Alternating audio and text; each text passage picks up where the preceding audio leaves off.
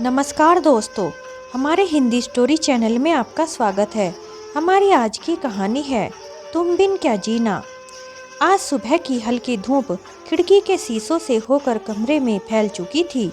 घड़ी के अलार्म की आवाज़ से रचना नींद से जाग उठी। उसकी आंखों में अब भी थकान बाकी थी। जो कुछ भी कल रात हुआ वो सब उसके लिए बहुत डरावना था। लेकिन ऐसा क्या हुआ था जो वह इतनी डरी हुई थी? जानने के लिए हमारी कहानी को पूरा सुने। तुम समझते क्या हो खुद को? जाओ यहाँ से, वरना मैं जोर जोर से चिल्लाऊंगी। रचना की आवाज़ में गुस्सा और डर दोनों था। वह डर भी बहुत ज़्यादा रही थी और गुस्सा भी उसे बहुत ज़्यादा आ रहा था। वह बार में गाना गाने आई थी और अब बस निकलने ही वाली थी कि एक कोने के कमरे में कुछ लड़के आकर उसे परेशान करने लगे। तुम इतनी खूबसूरत हो, तुम्हें गाना गाने की आखिर क्या ज़रूरत है? हम में से किसी को भी चुन लो, जिंदगी भर रानी बनकर रहोगी।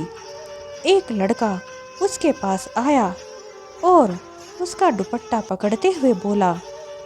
रचना ने गुस्से में उन लड़कों को घूरते हुए कहा, तुम मेरा रास्ता छोड़ते हो या मैं बार के मैनेजर को बुलाऊं? लेकिन लड़के उसे छोड़ने का नाम नहीं ले रहे थे। इतने तेवर क्यों दिखा रही हो रानी? एक रात की बात है, बोल कितना लोगी? हम तुम्हें मुंह मांगी कीमत देने को तैयार हैं। दूसरा लड़का रचना का हाथ पकड़ लेता है। रचना ने गुस्से में हाथ झटका और एक जोरदार थप्पड़ उस लड़के को मार दिया।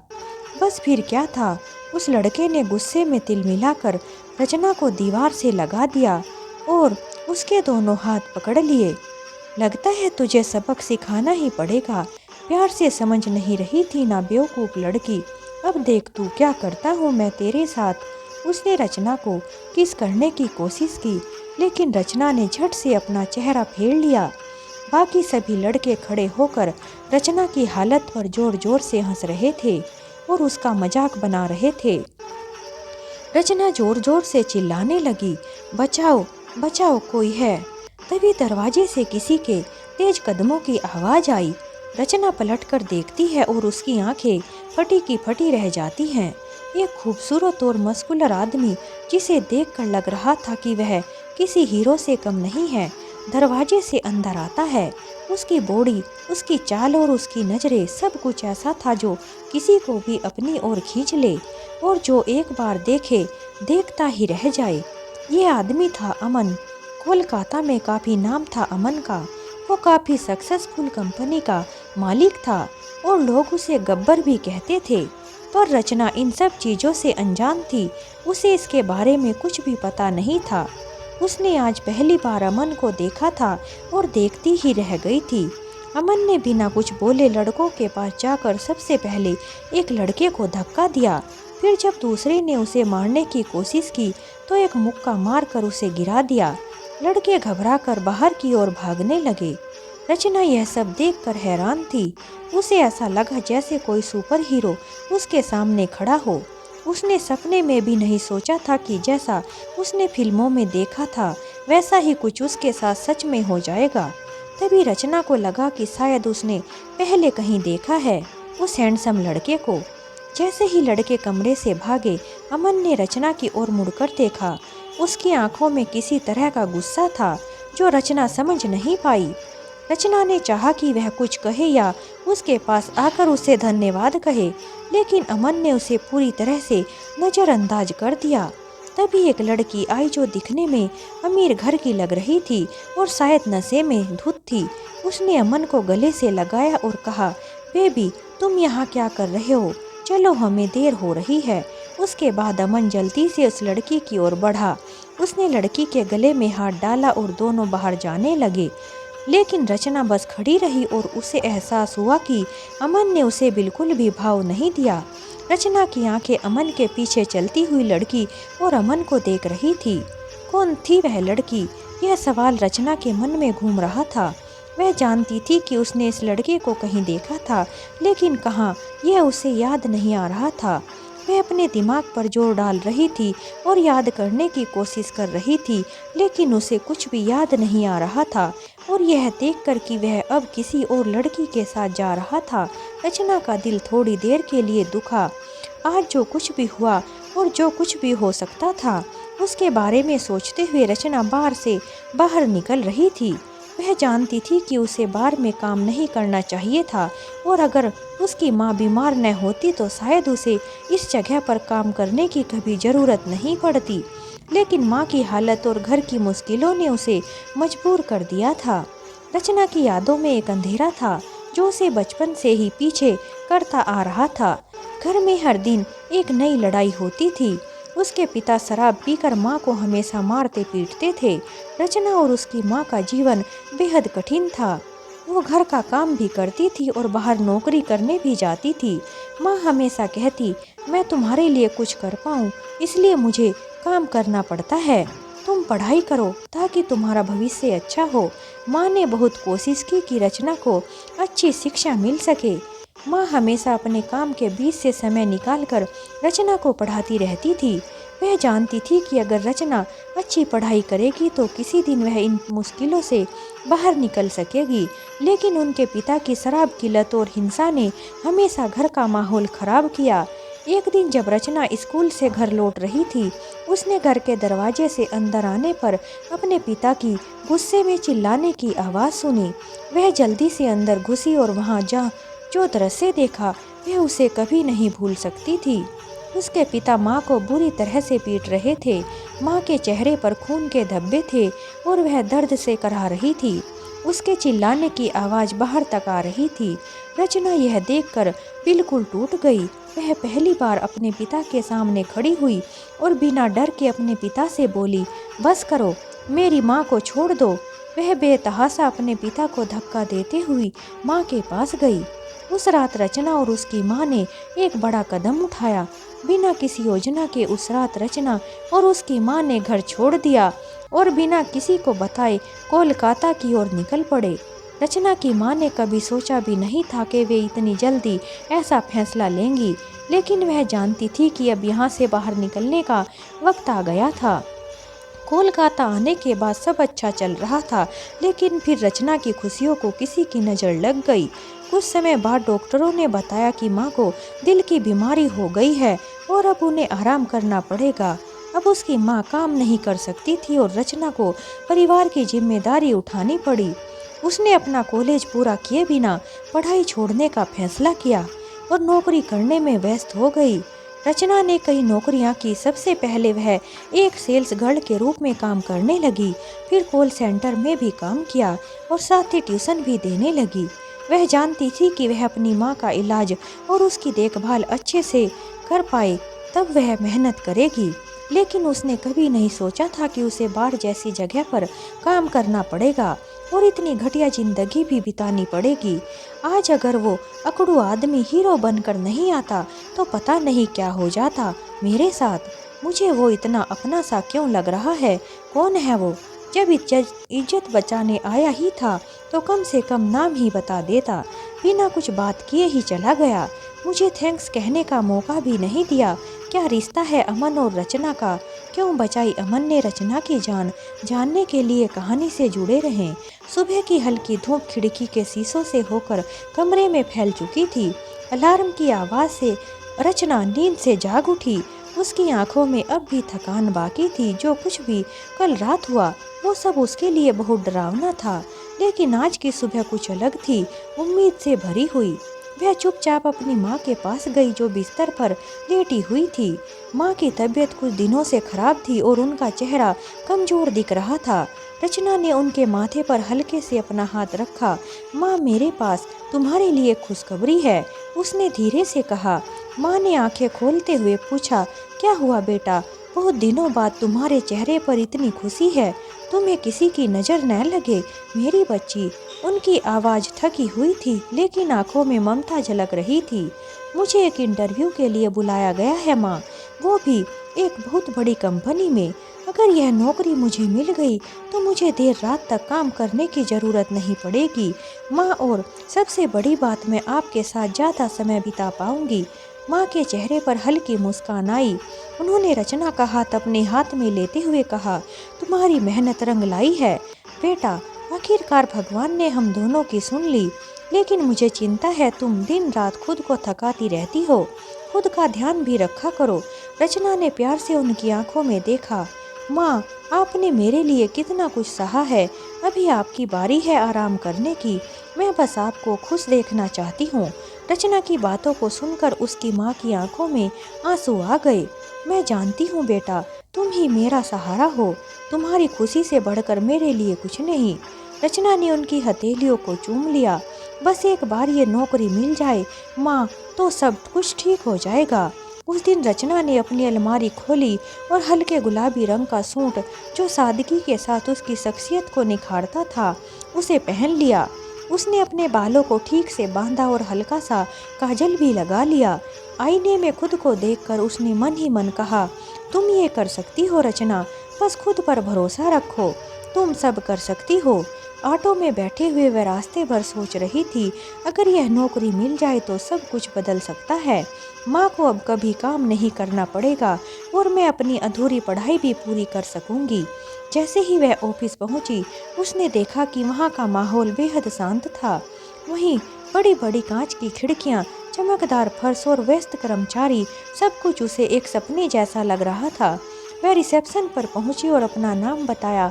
वहां बैठी रिसेप्शनिस्ट ने उसे एक फॉर्म दिया, जिसे उसने जल्दी से भर दिया। फिर वह वहीं साइड में रखे गए एक सोफे पर बैठकर इंतजार करने लगी। क्या होगा, सोचते हुए उसके दिल की धड़कन तेज हो रही थी। कुछ देर बाद एक स्मार्ट और प्रोफेशनल सी दिखने वाली महिला उसके पास आई। वह कंपनी के मालिक की सेक्रेटरी थी, मिस रचना। उसने औपचारिक अंदाज में पूछा। जी, रचना ने घबराते हुए कहा। बधाई हो, आपका सिलेक्शन हो गया है। रचना यह सुनकर चौंक गई। मेरा सिलेक्शन? लेकिन मेरा इंटरव्यू तो अभी हुआ ही नहीं। सेक्रेटरी ने मुस्कुराते हुए कहा, हमने आपकी प्रोफाइल देखी है और हमारे बॉस ने निर्णय लिया है कि आप इस नौकरी के लिए उपयुक्त हैं। कृपया मेरे साथ आइए, आपको कुछ कागजात पर साइन करने होंगे। सेक्रेटरी उसे एक छोटे से कमरे में ले गई। वहाँ एक टेबल पर कुछ दस्तावेज रखे हुए थे। ये कंपनी पॉलिसी और कुछ एग्रीमेंट के कागजात हैं। इन्हें ध्यान से पढ़कर साइन कर दीजिए। सेक्रेटरी ने विनम्रता से कहा, लेकिन रचना ने, जो कि खुशी और उत्साह से भरी हुई थी, दस्तावेजों को बिना पढ़े ही तुरंत साइन कर दिया। उसके मन में इस समय केवल एक ही ख्याल था, अब मुझे बार में काम करने की ज़रूरत नहीं पड़ेगी। मैं अपनी माँ के साथ अब ज़्यादा समय बिता पाऊंगी। सेक्रेटरी ने कागजात लेते हुए कहा, हमारे बॉस आपसे मिलना चाहते हैं, प्लीज़ मेरे साथ आइए। फिर सेक्रेटरी ने उसे एक बड़े आलीशान ऑफिस में ले जाकर दरवाज़ा खोलते हुए कहा, प्लीज अंदर आइए। जैसे ही रचना ने अंदर कदम रखा, उसकी नज़र सामने बैठे व्यक्ति पर पड़ी। उसे देखते ही वह हैरान रह गई। यह तो वही आदमी था जिसने बार में उसकी मदद की थी और उन गुंडों से बचाया था। पहली नज़र में उसे देखते ही वह चौंक गई। ये दुनिया कितनी छोटी है ना। पहले कल आपने बार में मेरी मदद की और अब मुझे अपनी कंपनी में काम करने का मौका दे दिया। उसने खुश होते हुए कहा और उसकी ओर बढ़ने लगी। कल रात मैं ठीक से धन्यवाद नहीं कह पाई थी, आपका बहुत बहुत धन्यवाद। लेकिन तभी उसने देखा कि अमन की आंखों में गुस्से की लहरें उठ रही थी। उसकी आंखें लाल हो रही थी और उसके चेहरे पर कठोरता झलक रही थी। बस कल रात के लिए ही याद हूँ मैं तुम्हें, इतनी जल्दी मुझे भूल गई मिस रचना। उसकी आवाज़ ठंडी और तीखी थी। रचना के बढ़ते कदम रुक गए। उसके चेहरे पर उलझन और डर का भाव उभर आया। जी, क्या हम पहले भी कहीं मिले हैं? उसने घबराते हुए अमन से पूछा। अमन अपनी कुर्सी से खड़ा हुआ और धीरे धीरे उसकी तरफ बढ़ने लगा। तुमने सच में मुझे पहचानने की कोशिश नहीं की या तुमने जानबूझकर मुझे भुला दिया? उसने उसे गहरी नज़रों से घूरते हुए कहा। रचना की सांसें तेज हो गई। वह डर के मारे पीछे हटने लगी और आखिरकार दीवार से टिक गई। फिर कहने लगी, आखिर कौन है आप? उसने लड़खड़ाती आवाज़ में पूछा। मेरा नाम अमन सक्सेना है। यह नाम सुनते ही जैसे रचना की धड़कन थम गई। उसके होठ सख्त हो गए और आंखें चौड़ी अमन सक्सेना, उसने धीमे स्वर में दोहराया। कौन है ये अमन सक्सेना और क्यों उसकी आंखों में रचना के लिए इतनी कड़वाहट है? क्या अमन रचना के लिए नई मुश्किलें खड़ी करने वाला है? यह नाम सुनते ही रचना के चेहरे पर जैसे कोई साया उतर आया। उसकी आंखें चौड़ी हो गई और दिल की धड़कनें तेज हो गई। उसे अपने कानों पर यकीन नहीं हो रहा था। यह वही नाम था जो कभी उसकी जिंदगी की सबसे बड़ी खुशी था। रचना यह नाम सुनकर पीछे हटने लगी। वह खुद को शांत करने की कोशिश कर रही थी, लेकिन उसके दिमाग में जैसे किसी ने यादों का तूफान खड़ा कर दिया हो। उसे वह ये दिन याद आया जब उसकी और अमन की पहली मुलाकात हुई थी। यह बात उन दिनों की है जब रचना के जीवन में घुटन और डर छाया हुआ था। उसका घर ऐसा था जहां हर दिन तनाव का माहौल रहता था। उसके पिता हर छोटी बात पर गुस्सा करते और गलतियां होने पर हाथ उठाने में भी संकोच नहीं करते थे। अमन, जो कि एक दूसरी सिटी से आया था, उससे एक ग्रेड सीनियर था। पहली बार उनकी मुलाकात स्कूल के वार्षिक फंक्शन की तैयारी के दौरान हुई। वह क्लासरूम के कोने में बैठी थी, अकेली और अनमनी। तुम फंक्शन में हिस्सा क्यों नहीं ले रही हो? उसने बिना किसी झिझक के पूछा था। मुझे स्टेज पर जाने से डर लगता है, उसने सर झुकाए हुए कहा। उसकी बातों को सुनकर अमन ने हंसते हुए जवाब दिया, डर सबको लगता है, फर्क सिर्फ इतना है कि कुछ लोग इसे हरा देते हैं और कुछ इसे अपने ऊपर हावी नहीं होने देते। तो तुम्हें किस में शामिल होना है? उसकी बातों में ऐसा आत्मविश्वास था कि रचना खुद को मुस्कुराने से रोक न सकी। जल्दी ही उन दोनों में दोस्ती हो गई। धीरे धीरे उनकी दोस्ती गहराने लगी। स्कूल के बाद का समय कैंटीन में छोटी छोटी बातें और उनकी दुनिया जैसे एक दूसरे के इर्द गिर्द सिमट गई। अमन उसके जीवन में एक ताज़ा हवा जैसा था। वह हर समय उसे खुश रखने की कोशिश करता था। यह सब कुछ रचना के लिए ऐसा था जो उसने कभी महसूस नहीं किया था। तुम्हें किसी से डरने की ज़रूरत नहीं है रचना, मैं हमेशा तुम्हारे साथ हूँ, अमन ने एक दिन कहा था जब उसने एक दिन रचना को अपने पिता की वजह से रोते हुए देखा। लेकिन उनकी इस खूबसूरत दोस्ती के बीच दीपक का दखल हमेशा एक बाधा की तरह था। दीपक उनके स्कूल का सबसे अमीर और घमंडी लड़का था। उसे सबकी अटेंशन चाहिए थी और खासकर रचना की। दीपक के दिल में रचना के लिए एक अलग तरह का लगाव था। वह अक्सर कोशिश करता कि वह रचना के नज़दीक आ सके। वह उसे गिफ्ट देता, उसके पास बैठने की कोशिश करता और उसे अजीब तरह से घूरता रहता था। अमन को दीपक का यह रवैया बिल्कुल पसंद नहीं था। उसने कई बार रचना को दीपक से दूर रहने के लिए कहा। यह लड़का तुम्हारे लिए सही नहीं है, मुझे उसकी नीयत पर भरोसा नहीं है। अमन ने एक बार उसे आगाह किया, लेकिन रचना के पास कोई और विकल्प नहीं था। उसके पिता, जो दीपक के पिता के दोस्त थे, जानबूझकर दोनों को करीब लाने की कोशिश कर रहे थे।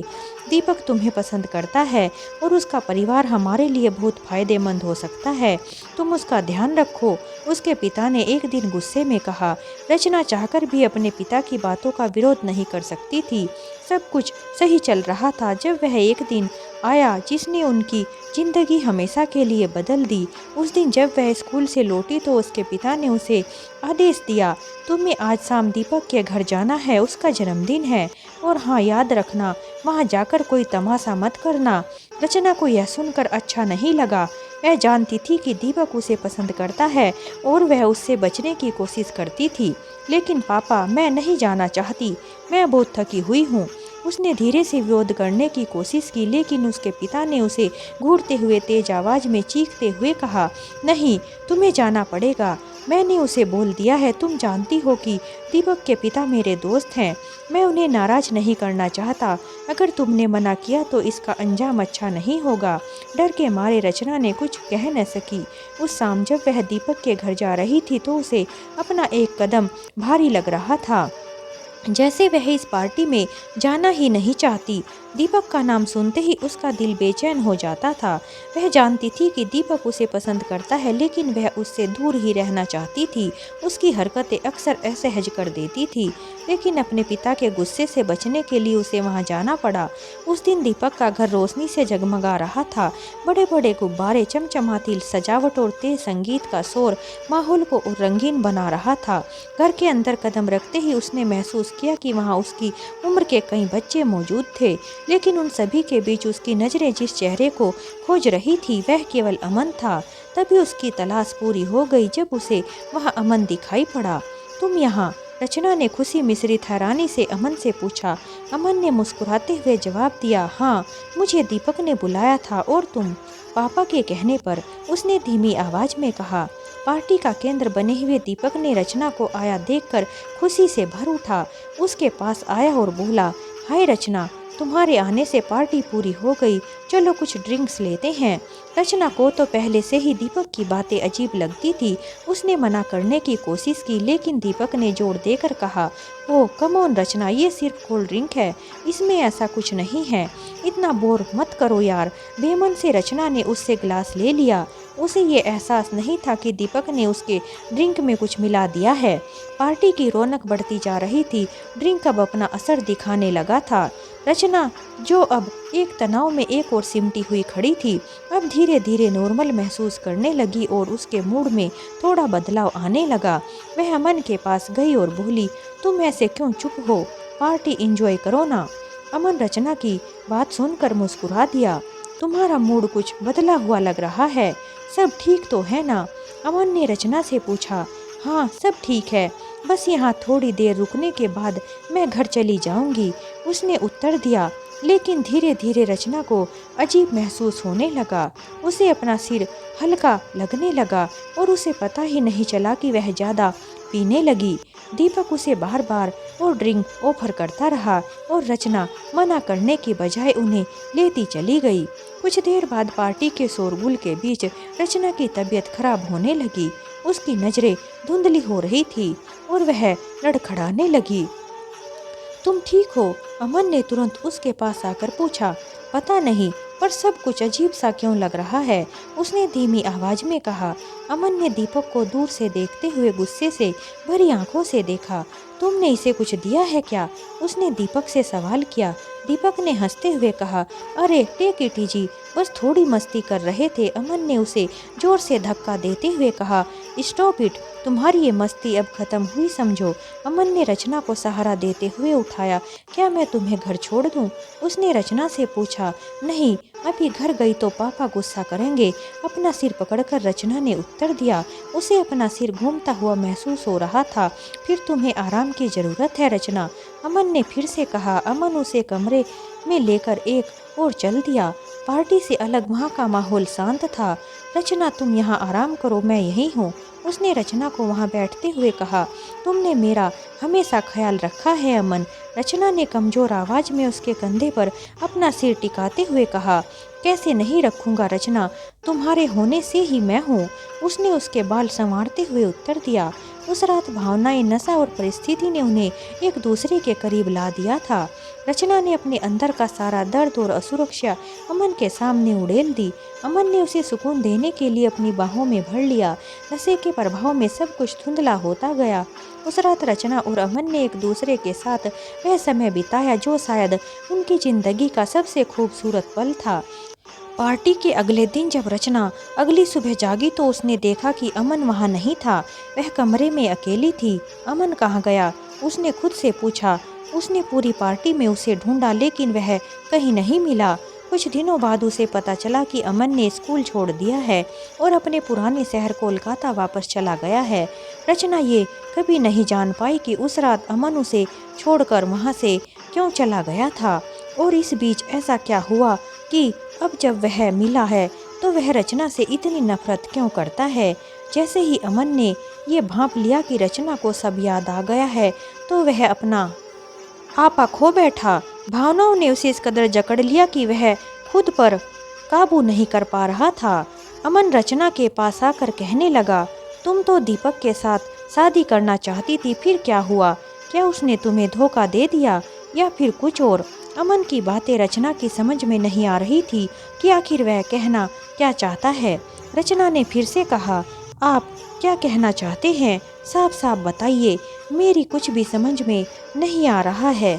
क्यों, तुम्हें कुछ भी याद नहीं? तुमने ही तो मुझे बताया था कि मेरी शादी मेरे पिता ने दीपक के साथ पक्की कर दी है। तुम मुझे ये सब कुछ बता ही रही थी कि तभी दीपक भी कमरे में आ गया। तुम तो नशे में ऐसी धुत हो गई थी कि तुम्हें कुछ भी पता ही नहीं था कि क्या हो रहा है। तभी दीपक ने पीछे से आकर मुझे मारना शुरू कर दिया और मुझे कहा कि मैं तुमसे दूर रहूं, क्योंकि तुम उसकी मंगेतर हो, वरना तुम्हारे लिए अच्छा नहीं होगा। इतना कहकर उसने मुझे वहाँ से धक्का देकर बाहर कर दिया।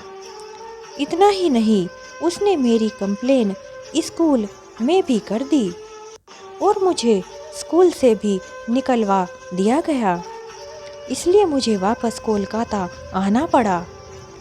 उसने मुझे वार्निंग दी थी कि अगर मैं रचना के आसपास भी दिखाई दिया तो तुम्हें जान से मार दिया जाएगा। और इतना ही नहीं, मेरी माँ को भी मारने की धमकी दी गई। इसलिए मुझे वह शहर छोड़कर आना पड़ा। लेकिन तुमने भी तो पलटकर कभी भी नहीं देखा कि मैं कहाँ हूँ। मैं तो यही सोच रहा था कि तुम तो शादी करके खुश होगी, लेकिन लगता है कि दीपक ने तुम्हारा इस्तेमाल करके तुम्हें छोड़ दिया है, या फिर बात कुछ और है। यह कहते कहते उसकी आंखों में दर्द साफ दिखाई दे रहा था। फिर रचना कहने लगी, नहीं, मैंने दीपक से शादी नहीं की।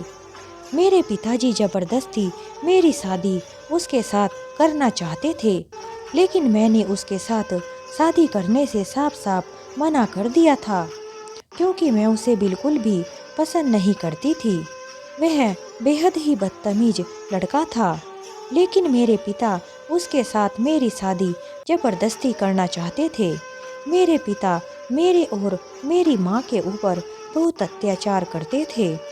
अपने पिता की हरकतों से परेशान होकर एक दिन मैंने अपनी माँ के साथ घर छोड़ दिया और कोलकाता में आ गई। मेरी माँ बहुत बीमार थी। अपनी माँ के इलाज के लिए ही मैंने इस तरह के काम किए हैं। अपनी माँ के लिए मैं रात और दिन काम करती हूँ। काम करना मेरी मजबूरी है। उसकी बातों को सुनकर अमन का गुस्सा थोड़ा शांत हुआ और उसने रचना को कहा, मुझे तो लगा था कि तुमने मुझे भुला दिया है। नहीं अमन, मेरे पास तुम्हारा कोई अता पता ही नहीं था। फिर कैसे मैं तुम्हें कांटेक्ट करती। तुम्हारे आने के बाद से मैं बहुत अकेली पड़ गई थी और बहुत ही मुश्किल भरी जिंदगी गुजार रही थी।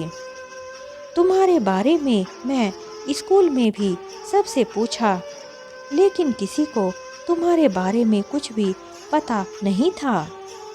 और अब 5 सालों बाद तुम मेरे सामने आए हो, इसलिए मैंने तुम्हें पहचाना नहीं।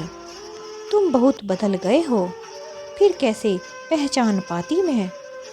इतना कहते कहते रचना फूट फूट कर रोने लगी। उसको रोता हुआ देखकर अमन कहने लगा, मुझे माफ़ कर दो रचना, मैंने तुम्हें गलत समझा। मैं तो यही सोच रहा था कि तुम मुझे भूल गई हो। मुझे माफ़ कर दो, मुझसे बहुत बड़ी गलती हो गई है तुम्हें पहचानने में। इतना कहकर अमन ने उसे गले से लगा लिया और बहुत सारा प्यार करने लगा। अब अमन को ऐसा लग रहा था जैसे उसके दिल में उठ रहा एक बहुत बड़ा तूफान शांत हो गया हो, क्योंकि जैसा वह रचना के बारे में सोच रहा था वैसा बिल्कुल भी नहीं था। रचना को तो अमन के बारे में कुछ भी पता ही नहीं था कि अमन आखिर उसके साथ हुआ क्या था। थोड़ी देर बाद फिर अमन कहने लगा, वैसे मैंने तुम्हें बार में ही पहचान लिया था, लेकिन चुपचाप वहाँ से निकल गया, क्योंकि मैं तुम्हें सबक सिखाना चाहता था।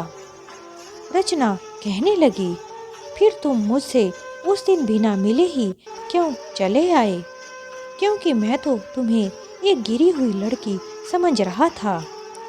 कहाँ वह रचना जो एक सीधी साधी और बहुत ही शरीफ लड़की थी, और कहाँ एक बार में गाना गाने वाली लड़की, जिन दोनों का आपस में कोई मेल ही नहीं था। तुम मेरी नज़रों से गिर गई थी। मैंने तुम्हें पहचानने में गलती की है, क्योंकि जैसा मैंने देखा था ऐसा बिल्कुल भी नहीं था। तुम तो मजबूरी में आकर यह सब कर रही थी। लेकिन रचना, अब तुम्हें फिक्र करने की ज़रूरत नहीं है। मैंने अपनी मेहनत से वह सब हासिल कर लिया है जो एक अच्छी ज़िंदगी जीने के लिए काफ़ी है। तुम्हें अब कुछ भी करने की कोई ज़रूरत नहीं है, क्योंकि मेरा सब कुछ तुम्हारा ही है। उसके बाद अमन रचना के साथ उसकी माँ से मिलने उसके घर गया और उन दोनों को अपने साथ ले आया। रचना की माँ की उसने बहुत अच्छे से इलाज करवाया। फिर एक दिन जब सभी बैठे हुए थे तो अमन ने रचना की माँ से रचना का हाथ मांग लिया और उससे शादी करने का प्रस्ताव रखा। रचना की माँ यह सुनकर बहुत खुश हुई, क्योंकि अमन जैसा लड़का मिलना बहुत मुश्किल था। उसने झट से इस रिश्ते के लिए हाँ कर दी और जल्दी से जल्दी मुहूर्त निकलवा कर उनकी शादी भी करवा दी गई। अमन पहले पहले प्यार को पाकर बहुत खुश था और रचना अमन जैसा लड़का जीवन साथी के रूप में पाकर बहुत खुश थी। अमन उसका बहुत ख्याल रखता था, कोई भी काम नहीं करने देता था। अब रचना की जिंदगी बहुत ही अच्छे से गुजर रही थी। अमन को अपना खोया हुआ प्यार मिला और रचना अपनी जिंदगी भी बदल गई थी। तो दोस्तों, इस तरह हमारी यह कहानी समाप्त होती है। अगर आपको हमारी कहानी थोड़ी भी अच्छी लगी हो तो हमारे चैनल को लाइक करें, शेयर करें और सब्सक्राइब करें। हमारी कहानी सुनने के लिए आप सभी का बहुत बहुत धन्यवाद। एक नई कहानी के साथ हम आपसे फिर मिलते हैं और हमें कमेंट में बताना ना भूलें, अमन ने जो भी किया क्या वह गलत किया? क्या इस रचना के साथ ऐसा व्यवहार उसे नहीं करना चाहिए था?